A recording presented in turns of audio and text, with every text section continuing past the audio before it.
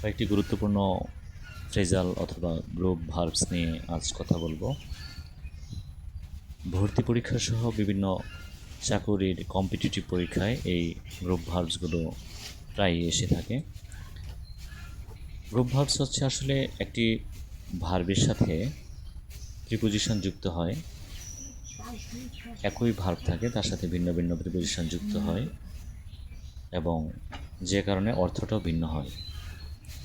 তো আজকে আমরা দেখব অ্যাক্ট ভার্বের সাথে বিভিন্ন প্রিপোজিশন কীভাবে যুক্ত হচ্ছে। প্রথমে যেটা হচ্ছে অ্যাক্টের সাথে ফর যুক্ত হলো, তখন অর্থ দাঁড়ালো কারো পক্ষে কিছু করা।